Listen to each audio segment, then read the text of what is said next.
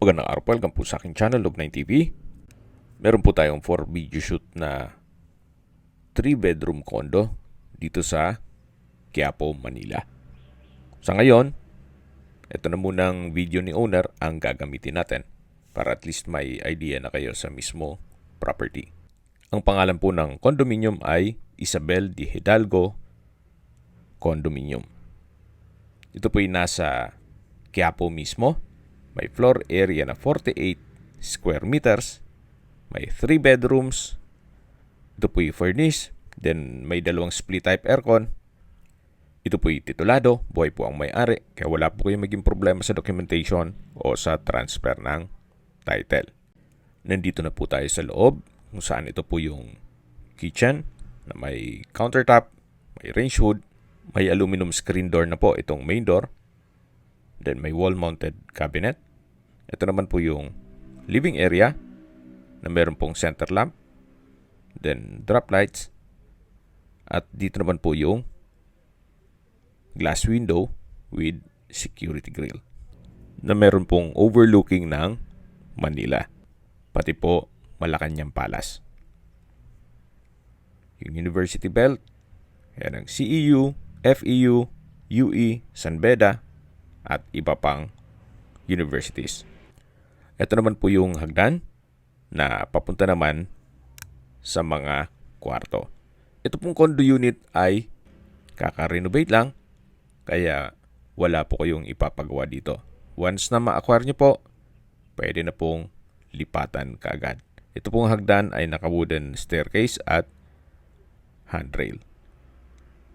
Check po natin itong first bedroom na kung saan naka-sliding wooden door at meron na pong double deck.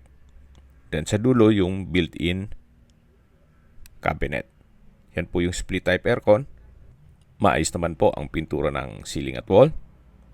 Kaya nasabi ko, wala po kayong ipapagawa dito. Then meron din pong glass window. At dyan naman po yung balkonahe. Pero bago natin check yan, dito po muna tayo sa pangalawang kwarto. Na kung saan meron pong bed frame and mattress. Then sa pintura, maayos din po. So far, wala kayong papagawa din dito. Then meron pong exhaust fan at split type aircon. May wall-mounted wooden rack.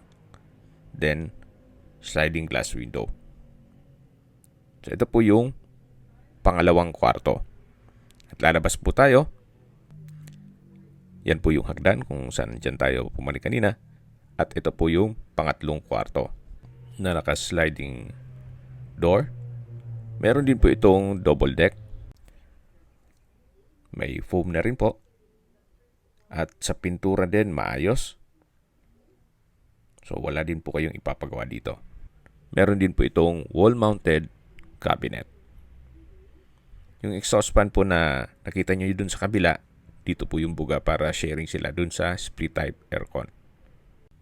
So ito po yung third bedroom, yan yung hagdan.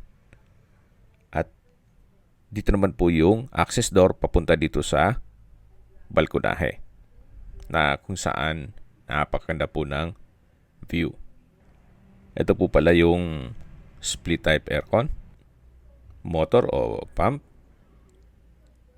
Tungayan nyo po ulit. At habang pinagmamasdan nyo po ito, pag-usapan na natin ang presyo. Binebenta po ito ni owner sa halagang 3.5 million pesos net. Ibig pong sabihin, si buyer po ang sasagot sa lahat ng taxes at expenses with regard to documentation. Kung may mga katanungan po kayo, tawag lang po kayo sa aking numero. At sa mga kababayan naman natin na nasa ibang bansa, meron po akong Telegram. Sa mga iPhone user naman, may iMessage. Meron din pong Imo, Skype, Viber, at WhatsApp.